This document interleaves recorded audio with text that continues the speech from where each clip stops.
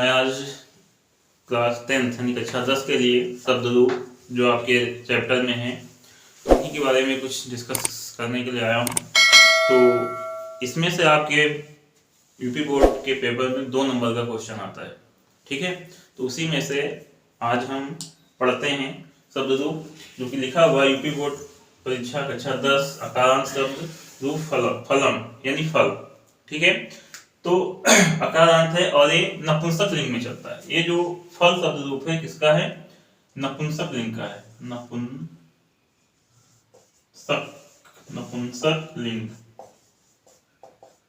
ठीक है, नपुंसक लिंग में चलता है। तो देखिए अब हम इसमें क्या है, अब देखिए मैंने यहाँ पे एक चीज लिखी अकारांत शब्द। अकारांत का मतलब क्या होता है पहले ये समझते हैं कि अकारांत शब्द होते क्या हैं, ठीक है। अकारांत क्यों से कहते हैं? तो देखिए जब हम संस्कृत में वर्णमाला पढ़ते हैं, छोटा बड़ा जैसे हम पढ़ते हैं हिंदी में छोटा आ बड़ा आ, छोटी बड़ी, छोटा ऊ बड़ा ऊ, ऋण ए ऐसे पढ़ते हैं ना। लेकिन संस्कृत में जो वर्णमाला है इसको पढ़ने का एक नियम होता है। नियम क्या होता है? अगर हमें आ पढ़ना है, ठीक है, अगर हमें आ पढ़ना है तो हम वहां पे छोटा आ को हम छोटा आ नहीं पढ़ते हैं। अगर इसको हम ऐसे पढ़ेंगे तो इसका सही उच्चारण नहीं मानेगा। इसको हम पढ़ेंगे अकारांत। क्या पढ़ेंगे? अकारांत। अगर बड़ा पढ़ना है तो पढ़ेंगे आकारांत, छोटी पढ़नी है तो पढ़ेंगे ईकारांत, ठीक है। ये इसका संस्कृत में वर्णमाला को पढ़ने का तरीका होता है। बड़ी पढ़नी है तो ईकारांत, समझे। तो ये जो होते हैं इन्हीं को हम कहते हैं क्या? अकारांत, आकारांत, इकारांत, ईकारांत। अब देखिए फलम हमने लिखा है, फल शब्द रूप है। तो फल में जो लास्ट में आपका वर्ण आएगा क्या आएगा? आ आएगा। फल से अगर हम फल लिखेंगे और फल में अगर ला को 2 खंड करें तो इसमें ला धन आ, तो जो आ है ये क्या है? यही तो अकारांत शब्द है, ठीक है। यही क्या है? अकारांत शब्द है, ठीक। इतना आपको समझ में आया होगा उम्मीद करता हूं। तो अब इसका मतलब ये है कि जितने भी शब्द रूप अकारांत नपुंसक लिंग के होंगे, ठीक है, जितने भी शब्द रूप अकारांत नपुंसक लिंग के होंगे उनके रूप सभी के एक समान चलेंगे। चाहे वो फल हो, चाहे वो पुष्प हो, चाहे वो पुत्र हो, चाहे वो नेत्र हो, चाहे वो वन हो, उन सभी के रूप एक समान चलेंगे जिनमें जो भी शब्द रूप अकारांत के होंगे, ठीक है। लेकिन इसकी भी एक कंडीशन होती है। कंडीशन क्या होती है कि जितने भी शब्द रूप होंगे, क्योंकि शब्द रूप आपको पता है कि जो संस्कृत होती है इसमें 3 लिंग होते हैं। कौन कौन से लिंग होते हैं?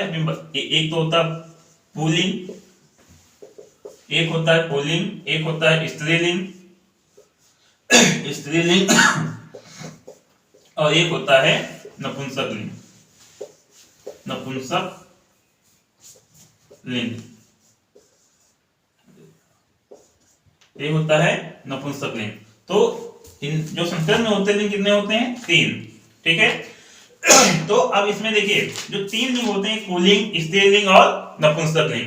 तो अब इनमें अगर पुल्लिंग शब्द होगा अकारांत उसके रूप अलग होंगे, स्त्रीलिंग अगर अकारांत होगा उसके रूप अलग चलेंगे इस नपुंसक लिंग का, और अगर स्त्रीलिंग का अकारांत शब्द होगा तो उसके रूप अलग चलेंगे।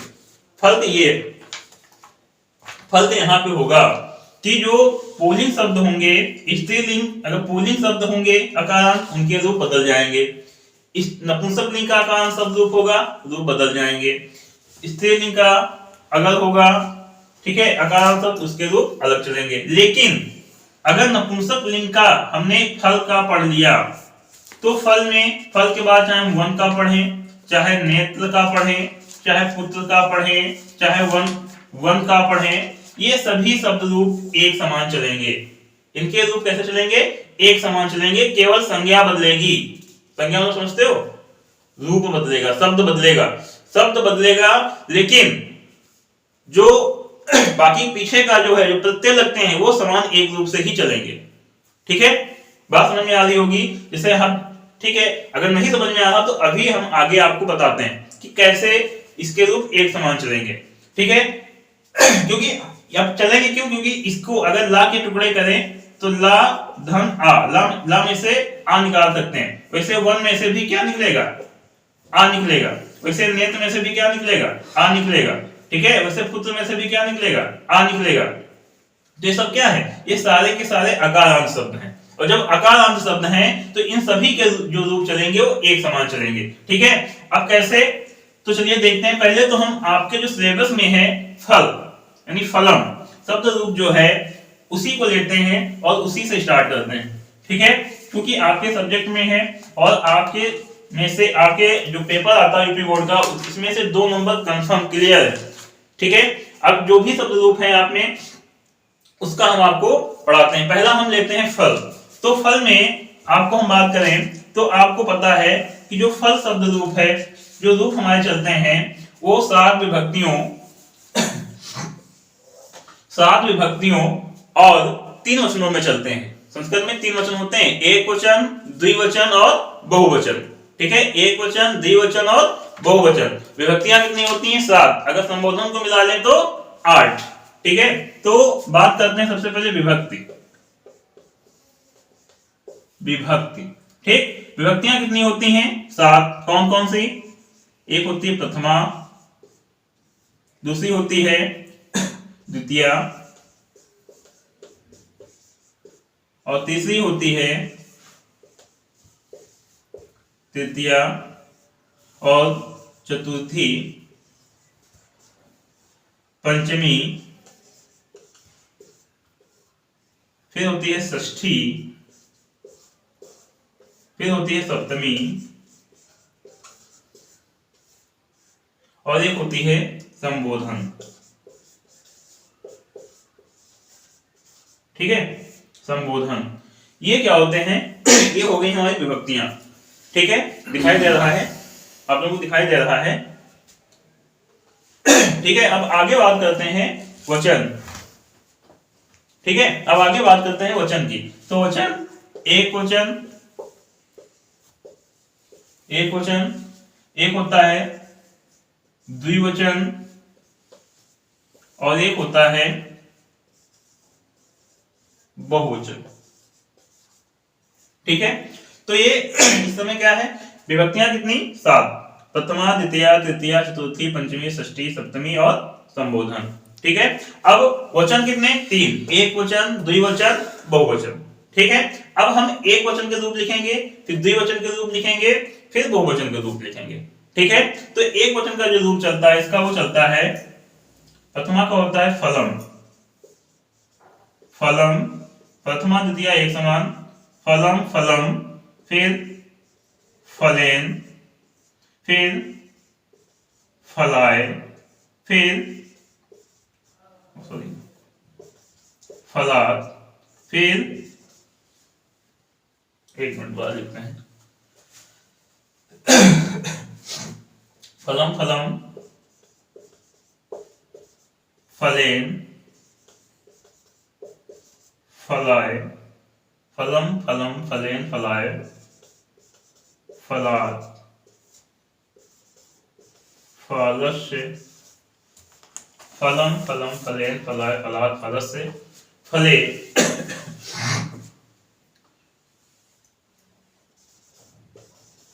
फले, और फिर होता है हे, हे, फल। ये संबोधन होता है। ठीक है, फलम फलम, फलेन, फलाए, फलात, फलस्य, फले, हे फल। फलम फलम, फलेन, फलाए, फलात, फलस्य, हे फल। ये कई रूप चलते हैं इसके। फिर इसमें आ जाएंगे द्विवचन में, तो फले, फले, फले, फले, फिर होता है फलाभ्याम, फलाभ्याम, फलाभ्याम, फिर होता है फलाभ्याम। 3 बार ये रूप चलेंगे, फलाभ्याम, फिर फलाभ्याम, और फिर अगले जो रूप चलेंगे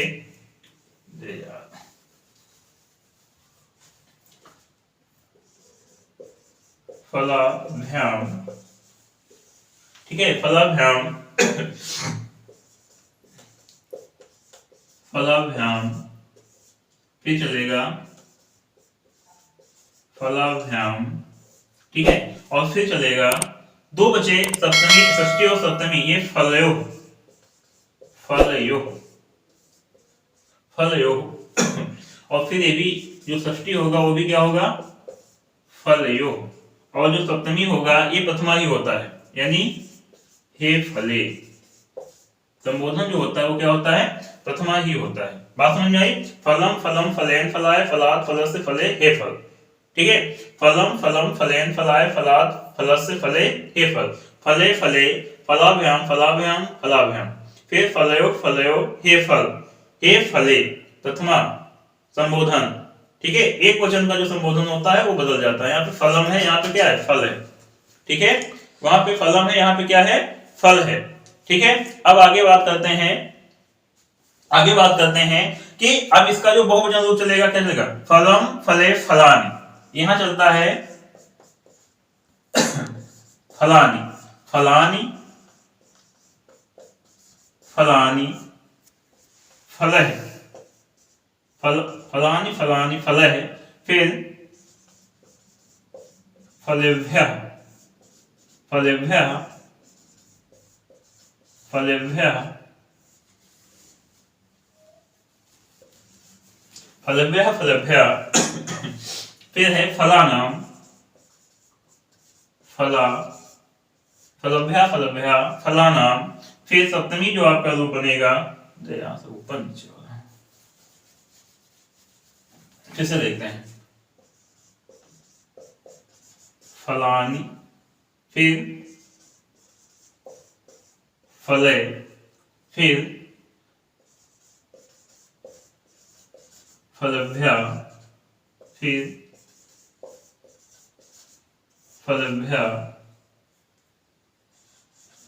फलेभ्यः फलेभ्यः, फिर फलानाम फलानाम, फिर है फलेषु, फिर है हे, प्रथमा क्या है, हे फलानी, हे फलानी। ठीक है, अब ये इसके क्या चलते हैं, रूप चलते हैं। अब ये तो इसके तरीका हो गया, विधि हो गई। ठीक है, अब आगे की हम बात करते हैं क्या, कि इसको याद कैसे करें। सबसे ज्यादा जो दिक्कतें आती हैं वो यहीं पे आती हैं कि इसको हम याद कैसे करें। ठीक है, अब याद करने के लिए क्या है कि याद करने में हम क्या कर सकते हैं कि देखिए, याद करने का जो तरीका होता है वो ये होता है कि इनको देखो, सबसे ज्यादा किसी चीज में कठिनाई होती है तो कहां होती है, इसको याद करने में। बच्चे यही कहते हैं कि सर ये याद नहीं होता, बहुत टिपिकल है याद करना इसको। ठीक है, तो याद करने का बड़ा एक तरीका है, अपना अपना तरीका है। हम बचपन में जब हम पढ़ते थे तो हमारे सर ने भी हमको पढ़ाया था, फलम फले फलान, फलम फले फलान। ठीक है, फलेन फलाभ्याम फले, ऐसे पढ़ाया था। यानी हम बचपन में जब पढ़े थे तो हम इनको याद करने में क्या करते थे, हमको सर बताते थे कि इधर से इधर को याद करो, यानी पहले एक वचन, फिर द्विवचन, फिर बहुवचन, ऐसे मतलब इस इधर से हम इधर चलते थे याद करने में। लेकिन अब हमको क्या करना है, पहले ऐसे याद करना है, एक वचन का, फिर द्विवचन का, और फिर बहुवचन का। याद करके देखिए, 1 सेकंड में याद हो गए, तुमको 5 मिनट लगेगा। अगर वैसे नहीं याद होता तो इसको कॉपी पे अपनी 2 बार लिखिए, 2 बार या 1 बार पढ़िए और 2 बार लिखिए, देखिए ये आपको ऐसे याद हो जाएगा। और भी मैं कुछ तुमको ऐसी चीजें बताऊंगा जो कि आपके पेपर में अगर आती हैं तो आप देखते ही बता दोगे कि हाँ इसमें कौन सी विभक्ति होगी और कौन सा वचन होगा। ये मैं बिल्कुल उम्मीद के साथ कहता हूं, अगर आपने मेरा वीडियो ये कायदे से देख लिया तो लाइफ में कभी आपसे विभक्तियां गलत नहीं हो सकती, अगर आपने थोड़ा सा भी मन लगा के पढ़ लिया तो। अब ये भी मेरे ऊपर सब डिपेंडेंट नहीं है, मैं तरीका बता सकता हूं पढ़ने का, याद नहीं करवा सकता। कुछ चीजें मैं आपको बता दूंगा ये बोर्ड पे ही, जो कि तुम कभी भूल ही नहीं सकते, ये मेरा आपसे वादा है। ठीक है, अब वो चीजें हैं क्या, तो पहले हम तुमको सबसे पहले एक वचन की बात कराते हैं कि एक वचन में है क्या। तो एक वचन में देखिए क्या है, एक वचन में प्रथमा और द्वितीया विभक्ति, इधर देखो ये क्या है, विभक्तियां, प्रथमा और द्वितीया विभक्ति।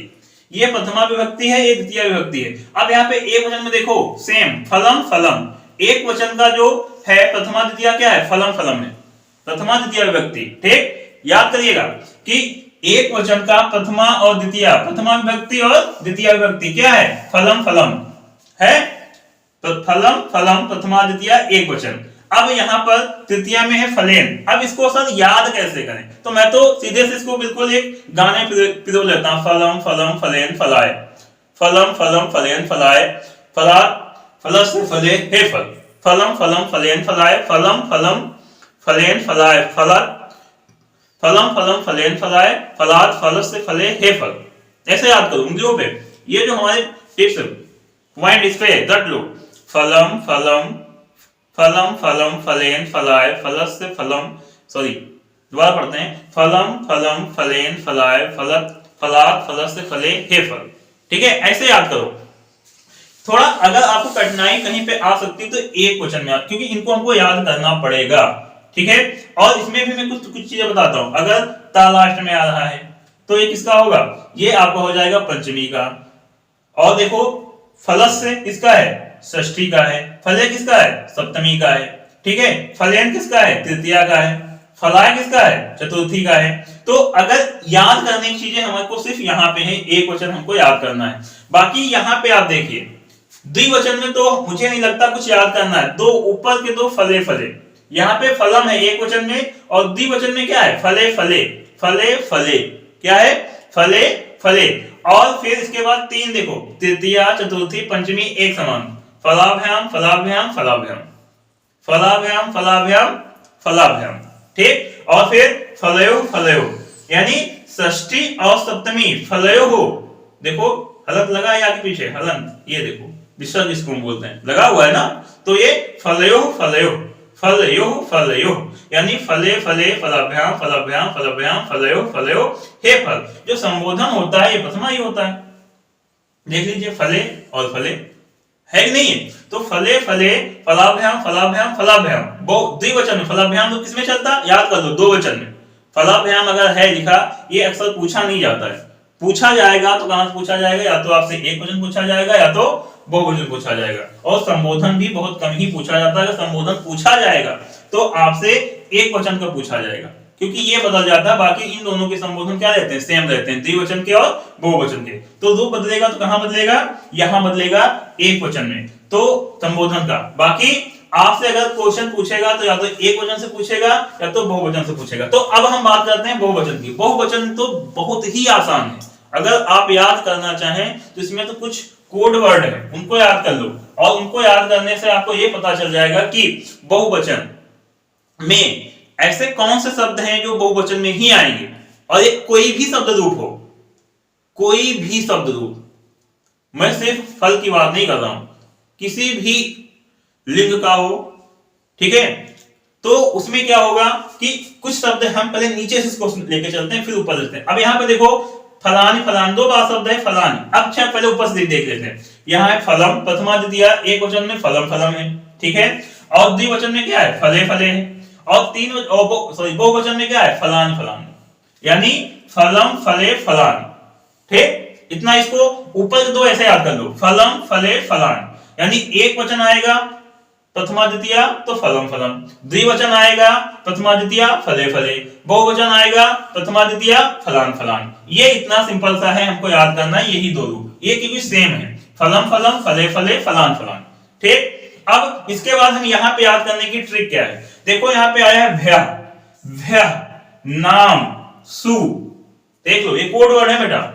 अगर किसी शब्द के लास्ट में भ्या आ जाए तो या तो वो शब्द रूप बहुवचन का चतुर्थी होगा या पंचमी होगा, बात समझना। अगर किसी शब्द के लास्ट में भ्या भ्या है तो ये शब्द रूप किसी बहुवचन का होगा, ये कंफर्म है कि ये शब्द रूप किसमें बनते हैं, बहुवचन में बनते हैं। अगर किसी शब्द के लास्ट में भ्या लगा है, भ्या लगा है, नाम लगा है, सु लगा है, और यहाँ पे लय लगा है या भी लगा है या नी लगा है, तो वो शब्द कहां बनता है, तीन वचन में, यानी तृतीया में बनता है। ठीक है, तो यहां तक तो चलिए इसको भी छोड़ते हैं, इसको बाद में याद करेंगे। इसको देखिए यहां से, ये चतुर्थी पंचमी षष्ठी और सप्तमी, ये तीन चीजें देखिए। और ये पूरे को मत पढ़ो, सिर्फ इतना देख लो, इधर जितने मैंने गोले बनाए हैं। तो देखो तृतीया चतुर्थी, चतुर्थी में क्या है, लास्ट में भ्या है, पंचमी में भी क्या है, लास्ट में भ्या भ्या भ्या भ्या भ्या नाम सु। अगर किसी शब्द के लास्ट में भ्या भ्या आ जाए, नाम आ रहा हो या राम आ रहा हो, ठीक है, हालांकि आप में तो दो ही है, केवल आपको तो दो ही याद करने हैं, तो आपको इससे मतलब ही नहीं, तो आपको किससे मतलब, नाम से। तो नाम अगर भ्या भ्या आ रहा है, नाम आ रहा है, सु आ रहा है, तो वो बहुवचन के होंगे। बहुवचन के होंगे, कौन से होंगे, ऊपर के तीन छोड़ के गिनते चले आओ, भ्या भ्या भ्या भ्या नाम सु, भ्या भ्या नाम सु। भ्या भ्या अगर आ रहे हैं तो या तो तृतीया का होगा, सॉरी या तो चतुर्थी का होगा या तो पंचमी का होगा, एक ही पूछेगा। अगर चतुर्थी का पूछ लेगा तो पंचमी का नहीं पूछेगा, पंचमी का पूछेगा तो चतुर्थी, दो पूछेगा तो गलत हो जाएगा ऑप्शन। भाई अगर दो ऑप्शन पूछेगा तो गलत नहीं हो जाएगा, तो एक ही पूछेगा। तो यहाँ पे क्या होगा, अगर भ्या आ रहा है, शब्द के लास्ट में भ्या शब्द आ रहा है, कुछ भ्या का उच्चारण हो रहा है, तो वो या तो चतुर्थी का होगा या पंचमी का होगा, ठीक है। और इसके अलावा यदि शब्द के लास्ट में नाम आ रहा है तो सप्तमी में होगा। किसमें होगा, ऐसा ही षष्ठी में होगा, षष्ठी विभक्ति का होगा नाम। ये देखिए, देखिए षष्ठी का होगा, ये देखिए यहाँ पे षष्ठी का आ रहा होगा, ये षष्ठी में क्या आता है, नाम। और अगर सु शब्द के लास्ट में सु लगा है तो बहुवचन का सप्तमी होगा। इतना याद रखिएगा कि बहुवचन में हमें याद करना बहुत ही आसान। अगर ये शब्द आपकी सही दिख है, भ्या भ्या नाम सु, तो ये किसके रूप बनेंगे, बहुवचन के रूप बनेंगे, ठीक। इसके अलावा फल में अगर हम बात करें तो फल में किसके बनेंगे, फल में अब इसमें द्विवचन की बात करें तो फले फले, फिर फलाभ्याम फलाभ्याम, तीन एक जैसे हैं, देख लीजिए यहाँ से यहाँ तक के, ये तीन एक जैसे हैं नहीं है, और ये दो एक जैसे हैं, और ये दो एक जैसे हैं। तो ये होता है द्विवचन। द्विवचन में प्रथमा द्वितीय एक समान चलते हैं, फले फले किसी में, मतलब इसी में नहीं, यही शब्द में कोई भी होगा तब भी वहां पे जो पहला जो प्रथमा होगा वही द्वितीय होगा, तो इसमें फले फले। अब तीन बचा, तृतीय चतुर्थी पंचमी, फलाभ्याम फलाभ्याम फलाभ्याम। अब इसके अलावा क्या बचा, फलयो फलयो, तो ये किसका हो जाएगा, षष्ठी और सप्तमी में फलयो फलयो, देखो विसर्ग भी लगा हुआ है, फलयो फलयो, ठीक। अब हम बात करते हैं एक वचन की फिर से, तो फलम फलम, एक वचन द्विवचन, ठीक है, सॉरी प्रथमा द्वितीय फलम फलम, प्रथमा द्वितीय फलम फलम, तृतीय फलेन, प्रथमा द्वितीय फलम फलम, फलम फलम फलेन फलाय, फलम फलम फलेन, ऐसे याद करो, फलम फलम फलेन फलाय, फलम फलम फलेन फलाय, फलम फलम फलेन फलाय, फलम फलम फलेन फलाय, फलात फलस्य फले हे फल, फलात फलस्य फले हे फल, फलात फलस्य फले हे फल, ऐसे याद करो, फलम फलम फलेन फलाय, फलम फलम फलेन फलाय, फलम फलम फलेन फलाय, फलात फलस्य फले हे फल, फलम फलम फलेन फलाय, फलम फलम फलेन फलाय। हमारे साथ बोलिए आप, फलम फलम फलेन फलाय, फलम फलम फलेन फलाय, फलम फलम फलेन फलाय, फलात फलस्य फले हे फल, फलात फलस्य फले हे फल, फलात फलस्य फले हे फल, ठीक है। तो ऐसे इनको अगर हम याद करेंगे तो ये हमें बहुत ही आसानी से याद हो जाएंगे, और इस प्रकार से हमें फल का फल रूप याद हो जाएगा। अब इसके बाद हम बात करते हैं नदी की, तो नदी की हम अगला वीडियो बनाएंगे तो उसमें आपको बताएंगे कैसे उसको याद करना है, ठीक है। आज के लिए एक यही फल, समय का अभाव है इसलिए नहीं बना पा रहे हैं, फिर अगले दिन कल के वीडियो में आपको ये जरूर देखने को मिलेगा कि नदी के शब्द रूप कैसे याद करने हैं, ठीक है। तो आज के लिए थैंक यू, धन्यवाद।